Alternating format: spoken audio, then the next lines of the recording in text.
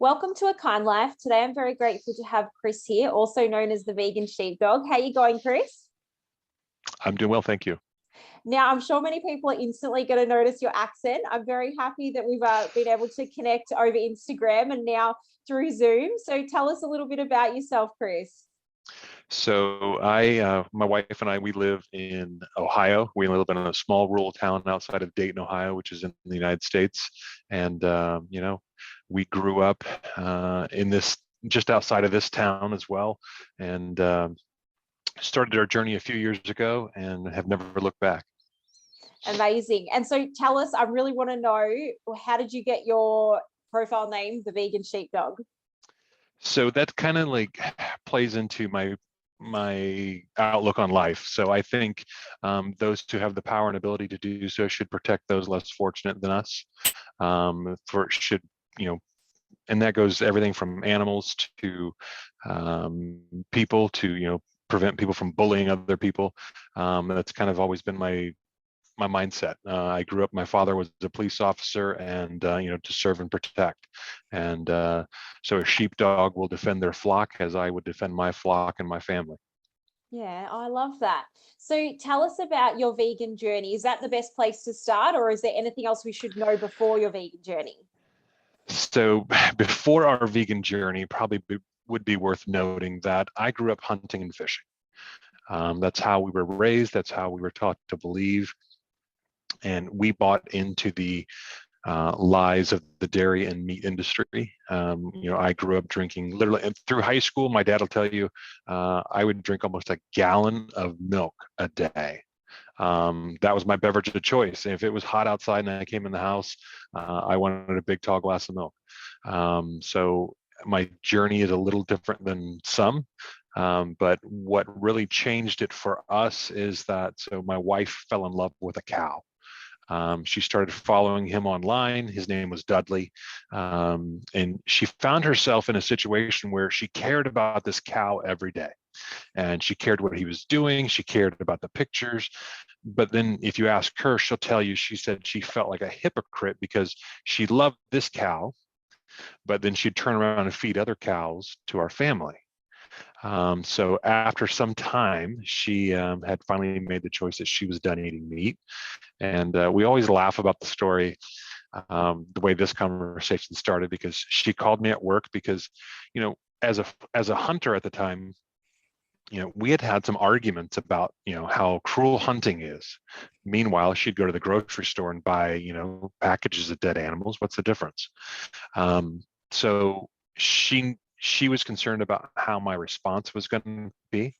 So she called me at work first thing in the morning. She said, "I'm done eating meat. I love you." And then she hung up on me. So we laugh about that. And about a half hour later, I called her back and I said, if that's your thing, that's what you want to do, that's fine. But that's not me. I'm not ready. I'm not there yet. I'm going to do what I want to do. I'll support you at home, but don't ask me to do the same. From there, I planned a surprise visit to a sanctuary to visit this cow that she cared about. And honestly, I thought we would go there, we'd have a good time, I'd get some brownie points, and I thought at some point life would go back to the way it was. I hate to say normal because that normal isn't good. But I thought, in a couple of weeks, a couple of months, we'd go back to normal, so to speak.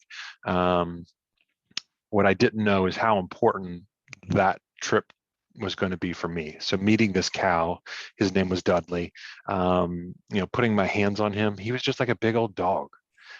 He was a big old goofy puppy.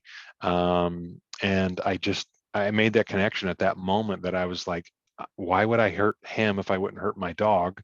I see the emotional attachment. I see his presence, and like, there's no difference. So at that point I was like, all right, let's do this. And that's pretty much how we started our journey. Wow, I can't even imagine. Like you said, you would have gone there thinking, that was a trip for your wife, like a treat for your wife, and you ended up walking out thinking, I'm changing my lifestyle as well. Literally, like I just felt this presence of him, that he's a sentient being, that he feels, he has emotions, he has character to him. And it just literally just clicked in my head. I was like, that's no different than my dog. And for me, that's what it took for me to stop eating animals.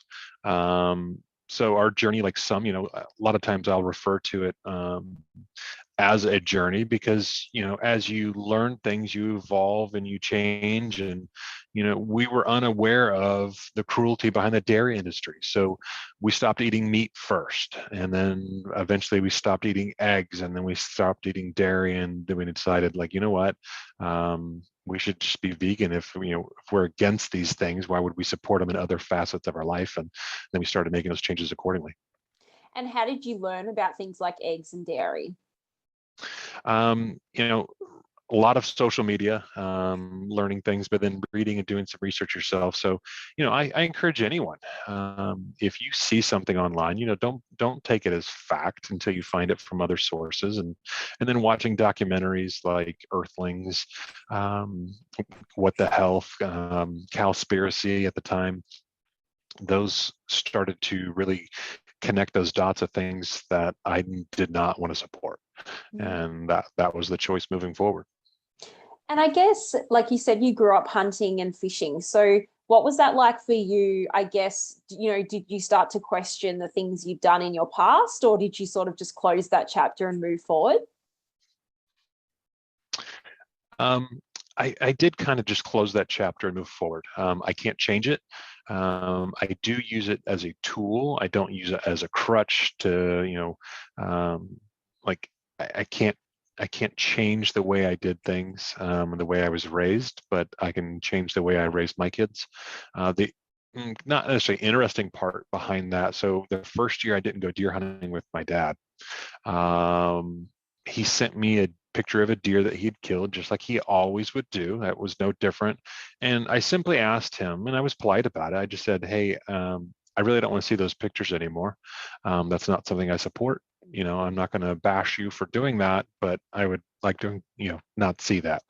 And that started a pretty ugly conversation between my dad and I. And for probably the first year of our journey, things were not good.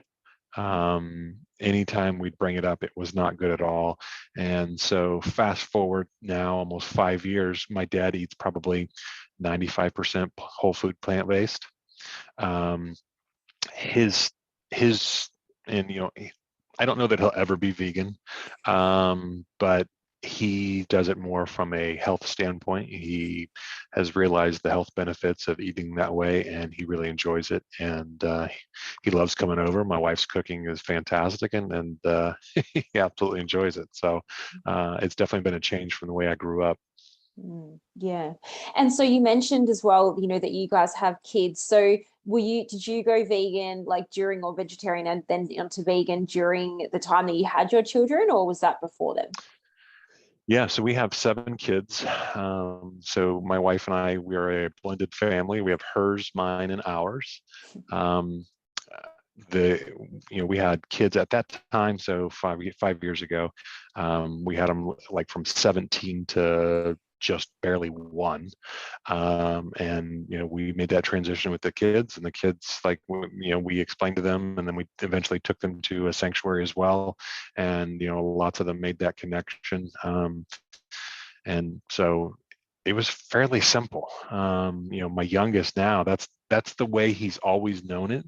So so he's in kindergarten, and he's very outspoken. When someone is eating a dead animal, he will flat out tell them that, why would you eat a dead animal? That's gross. So to him, this is normal. And I absolutely love that for him. Yeah. And so all 7 kids vegan? So unfortunately they are not. So I got some kids that are old enough out of the house, a couple vegetarians, but the kids that are still at home, like when they're with us, they're all vegan. And we give them the choice when they're not with us. And most of them still make the choice to eat vegan. My girls who go back to their moms, so my ex-wife, she does not agree. She's not on board. She's still in the camp of, you got to have meat, you got to have dairy. And she says that the kids aren't old enough to make that decision yet. And we've had some pretty heated discussions about that, and she finally has relented and allowed them to eat vegan, but will not let go of the dairy. So it's tough for them because they live in two different households every other week, and but the boys that are at home with us all the time, they're vegan, they're all in. So yeah, hopefully they'll get there as they get older and can make those decisions for themselves. Yeah. And I guess, I've had a few men and fathers on this podcast so far. And I guess I would say from probably a sort of younger perspective, I'd really like to understand from your perspective, do you have any advice for, young fathers or men, that are potentially going to be raising children in the near future? Like, is there any advice you'd have for them about parenting, in vegan parenting? Vegan parenting, yeah, there's a whole topic of things that we could get into. I would say the biggest thing is teach your kids to be kind and compassionate, not just to one another, but to animals. Respect nature as a whole and defend and protect it. So there's actually a thread going on right now in one of my social media posts. This guy who is currently a hunter is spouting off this garbage about how groups that hunt, they promote conservation. And that's one of the fallacies behind the hunting myth, just like controlling the population. We hunt for conservation. I'm sorry, destruction of animals and nature is not conservation. So I would encourage any young men or fathers to encourage their children to be kind. I think if someone can intentionally be cruel to an animal, there's no limit to the cruelty they could put out in the world. Sure, it may go unchecked, but it can be difficult, no question about it. So, we should protect those around us. And then I guess from going vegan, you decided at some point, obviously, to start this social media page. So tell us about that journey. So for that, we kind of, meeting some people at different sanctuaries and connecting with some folks in the area. Somebody said, your story is unique in that, a former hunter, now vegan, and if you're passionate about it, you should just start sharing that story. The other thing that I think, so this may not make a whole lot of sense geopolitically for you, understanding the dynamics in the United States completely, but so like the West Coast, so California and LA, that's a different mindset than typically here in Ohio and the Midwest. So if someone comes from the West Coast and comes to the Midwest saying, oh, you should be vegan, someone who never hunted, someone who never did some of these things may not connect as well as the folks here that, I've done a lot of the things that these hunters, farmers and ranchers have done. So I have the ability to talk to them on a level because I understand what they've done. I understand how they grew up. And somebody said, that could be powerful. And so I started sharing our story and sharing our journey. And from there, it's kind of grown a bit. And it's been really cool. Some of the people we've talked to and met through this journey, we've made some really good lifelong friends now that are as close to us as family, and just have really enjoyed it. Do you enjoy the content creation side of things? I noticed that you do sort of various styles like quotes and images and, videos, reels. It's, really fantastic and very engaging. Is that sort of right up your alley? From the creative side, not necessarily right up my alley. I wish I could, I don't know, there are lots of people that put out better aesthetically pleasing content. I try to put out content, whether it's reels or post, in a manner of which I wish someone would have talked to me on a level that I can that I would have understood or been able to have that conversation. Lately, I've been on a kick here, putting reels out on Instagram that, pose a question, whether it be about fishing or, supporting the egg industry or dairy. And it seemed to have sparked conversation, because I think that's the best way to get people started, versus, there are different people that need to hear different messages. And across the vegan movement, there are lots of different messaging that's coming out. Some of it, I think, turns some people off. Some people don't respond well to being yelled at that you're a murderer. But, you know, if you can connect with someone and have a conversation and plant those seeds, I have, in my experience, I have noticed that that is more powerful than yelling and screaming at people. So that's my take. There are people out there that do well at more of the in-your-face type activism. I think there's a time and place for it, and it's just important to know which one to use. Yeah. And have you and your family been involved in other types of activism outside of the sort of social media world? So we obviously we rescue animals when we can, or since we don't have our own property, usually it involves us connecting one rescue with another, or helping that in the background. And so we've helped with lots of those. One of the things I enjoy doing, I go do Anonymous for the Voiceless. So that gives you the ability to get out there and have a conversation with someone, and you know, let them see what they're paying for, what they're supporting. You know, I am always, I don't want to say excited to have that dialogue, but I'm always excited about that opportunity to plant those seeds for someone that potentially could spark change in their lives as well. Yeah, I think I can imagine, you know, that you've got a lot of great experience that you can share with people firsthand, like face to face as well.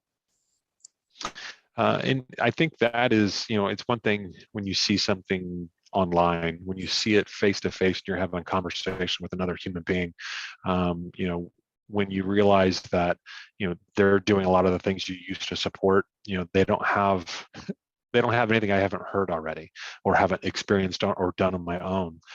So I think a lot of times that kind of puts people on their heels a little bit, because they're shocked to find out that I used to hunt, and I used to, you know, eat meat and dairy, and you know, then they start talking about things, and it's a fun way to connect with them and plant those seeds. Yeah, absolutely. And I noticed as well that a little while ago you had the opportunity to speak to, I think it was 28 vegans in 28 days. Like that was really incredible, that series. That was I've done a couple different series. That one, so I did it in February of, I want to say 19, and I scheduled an interview every day. I did a IG live and was able to get those reposted back out, where I was able to talk to 28 different vegans. I think I ended up, so I had one cancel, and then I think I ended up bringing 2 more on, because I did 2 in one day. So I think I ended up talking to 29 people in 28 days.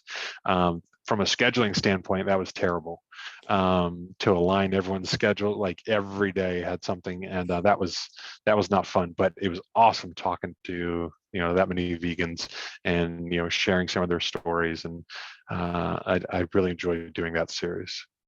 I would really like to know, actually, I noticed that one of the people you spoke to was one of my, I suppose you could say, heroes, Damien Mander. He's also been on this podcast. I was very lucky to have him. I'm guessing that, you know, you guys both, I suppose, have that mutual, you know, understanding of coming from a hunting background and now being vegan. So was that, you know, I suppose a personal relationship, or just reaching out to him like you did with the other guests?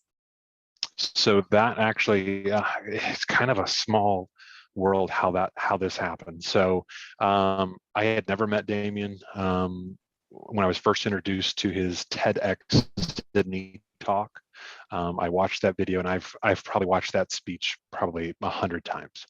And then a few years ago, I was sitting at home. It was like a Sunday morning. It was cold and awful in Ohio, so we weren't going anywhere. And I was cruising through social media, and I saw that Damien had posted. I started following him. I saw that he had posted that they were looking for computer equipment for the International Poaching Foundation. And so I sent him a message like, hey, I work in IT. Sometimes we have hardware that we're disposing of. I could probably facilitate getting some hardware for you. And then he and I connected and started having conversations. And so I was able to help send them some equipment that we were disposing of. And from there, like he and we talk semi-regularly now. My wife and I, we had an opportunity a couple of years ago to go meet him and Vin Bai in Chicago. We got to spend the evening with them, and we went out and had a couple of beers and some laughs. And he is, sometimes when you meet somebody, yeah, sometimes they let you down because they don't meet up to your expectations. Having talked to Damien both online and meeting him in person, and he is the real deal. And I look up to him and admire him for what he's done, and just as the human being that he is and what he brings to the world. Yeah, I think that's a very good way of, putting together the type of person he is. I'm not sure if you're aware, but yeah, I went vegan after speaking to him. I was already vegetarian, but I had the opportunity to speak to him for like a leadership program I was doing, and I was even surprised that he said yes. And then it was such a great opportunity, and I went vegan at the end of that conversation. So I think he's had lots of really inspiring conversations, which is exactly what we need. Yes, absolutely. I think conversations are key to changing things. And he's got a way just that he puts things, in his TEDx Sydney speech. The one thing he says is that, as a vegan, we see things through a different lens. When you look at animals, you don't just see a cow. You see that sentient being. Then there's no reason to cause him harm any more than you would cause anyone else harm. But he's an outstanding individual, and I really appreciate what he brings to the world. And do you have any plans, of doing anything a little bit differently into the future? Is there anything that you're aiming at doing to, bring about, I suppose, a different sort of content or message? I don't know about different message or content, but I do have something in the works, and this will be I put it out the other day and asked people's opinion, what they thought about starting a podcast that shared people's vegan journey and how they made that initial connection. And it seemed to be well received. So I am actively working on standing up a podcast, and it is going to be named. And I originally had a name. Let's see, what was it? I came up with something and it wasn't very catchy. And one of my followers said, hey, how about you try this? So I am going to be launching a podcast called How It All Vegan. So I want to have folks on and share their vegan journey, share their story, what triggered that change in their life. And I want, of course, I want to have people like Damien come on, because they have such a big platform, a big, powerful story. But I want my neighbors to come on. I want my friends to come on. I want people to come on that, it's nice when you hear a celebrity story, but when you hear someone's story that connects to you on a personal level, the way you live or the community you live in, I think that hits differently, and maybe that'll also help people make that connection a little differently. So I'm excited to do that. I'm going to try to have my first episode out that first week in June, and then we'll see where that goes. So that's probably the next thing that I have going on that I'm interested in. I can't wait to get started. Yeah, that'll be exciting. I think, you'll find what I love about this platform is very similar to what you're saying is, sharing people's journeys, but also I find the community that it builds, we all come from different walks of life, whether it be different careers, cultures, histories, and it's great to see that diversity and really highlight that and share it, because as we know, there's a bit of a stigma around, vegans, veganism, who we are, what our story is. And so it's great to be able to share that with our own community and the broader community as well. Absolutely. And I think, if you look at someone, if we go back to Damien, and I talk about Damien a lot, he's definitely not your stereotypical vegan. And I'm not either. And I think it really, when you start having this conversation, start breaking up those stereotypes, like you said, it really opens the gate to what's possible for people. So it's very interesting. It's always great to have those conversations. Yeah. And I think too as well, the way that we all spread the vegan message is so diverse, and that can also inspire vegans to do a little more than they may have thought, that they want to or that they could do. So that's also a great way to, get people a little bit more active in this space as well. Yeah, I always encourage people to share their story, because while when you're posting vegan memes and things out there, people may not engage in that, but when you share your personal side of that, your friends, your family, your coworkers, your neighbors, those folks are listening to the things that you're putting out there. And I think it's very impactful when you share your journey and you're just open about it. I think whether it be from my standpoint, the way I see it is that if there's a single mother out there trying to figure out veganism and she does it and she's making it work, there are other single mothers out there that will connect to her story in particular that aren't going to connect to my story. So that's why it's so powerful. We need everyone to share their journey on some level. It doesn't have to be a big public page. Do it for your circle of friends, at least, because someone will connect with what you're going through, the struggles you've had, and the things you've overcome, and then they're going to come to you one day and be like, hey, what do you try for this and what do you try for that? And it's very, very powerful, and it's a great way to spread that vegan message. And before we finish up, do you have any general advice for anyone listening? From a going vegan standpoint, I would love for everyone to flip that switch and go vegan overnight. But most of us, the vegan movement doesn't want to admit it. Most people in the vegan movement won't admit it, but most of us did not go vegan overnight. I didn't. It took us almost a year and a half of learning what's going on in the dairy industry and egg industry for us to remove that from our lives. So while I would love for people to flip that switch and go vegan tomorrow, often that's not reality. There's also something I think that some people. All right, so this is going to be controversial. Some people cannot go vegan overnight. So Dr. James Clapper talks about this a lot. He's probably the first one I've seen actually talk about this. So he's had patients come in, and if you think about this logically, if you've been eating meat for 30 years, so your body has gotten used to getting certain nutrients from animals. So let's say creatine, for example. So if you're getting your creatine source from animals 3 times a day for 30 years, your body's like, I don't need to produce that. I get it from the animals. So there are times when individuals, when they go vegan and they stop eating meat, their body does freak out because it's not getting what it was getting from that meat artificially, and it stopped producing it. So he talks about it in that there are some people, not everyone, there are some people that they have to do it over a period of time so their body starts producing whatever it is that they're lacking again. And there's lots of scenarios for that. But to me, like, I would love for them to go vegan overnight, but get started with your next meal, with your next purchase. Start removing, stop eating chicken first, if that's your thing.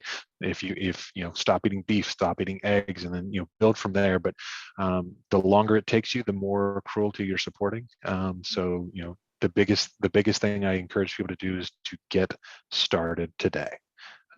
So that would probably be the biggest thing I could put out there. Yeah. And is there anything else you think we might have missed that you did want to mention? Stay tuned for my podcast. No idea where this is going to go or how well it's going to hit, but we'll see about that. That'll be yet to come. I want to say thank you very much for inviting me to come onto your podcast.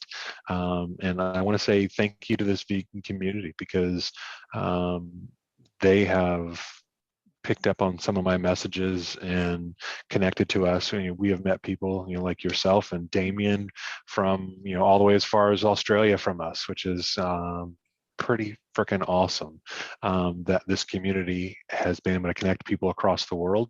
I've got friends in Germany, I've got friends in Great Britain, I've got, that I talk to regularly now. And it's one of those things, it's like, I can't wait until, we can get together again with some of them. And it's a really cool community to be a part of. And to me, even if you're not looking for that community sense, just be kind to animals. That's the gist of it. If you replace the word veganism with being kind to animals, more people can connect and relate to that on a level. For some reason, they find the word veganism offensive, and so outside of that, I think I'm going to keep doing what I'm doing. TikTok has been a big growth for my social media lately. However, I have some love-hate with TikTok right now because my account is at risk of being shut down because of bans on the truth. It says that there are community guidelines violations, and the last one, I had shared a news story from a news organization about food shortages, and it's crazy what's happening right now here in the States, and I'm sure in Australia. Here in the United States, the White House is talking about food shortages. The news is talking about food shortages, but for some reason they banned that as divisive speech. It was literally the entire news clip. It's like no one wants to talk about the truth or the facts behind animal agriculture, and it's not pretty. It's absolutely not pretty what's happening, and I wish more people would see that and make that connection and stop supporting those industries. Yeah. Well, thank you so much, Chris. I really look forward to hearing your podcast. Can't wait to see that launch. And just following your journey in general, because I think you've got a really great platform of connecting with people, either like-minded and also non-vegans, like you said, people to maybe there's something that clicks for them that helps them start their journey. So thank you so much for being here today. Really appreciate it. Thank you for having me. I appreciate the opportunity to share my story. So thank you very much. Thank you.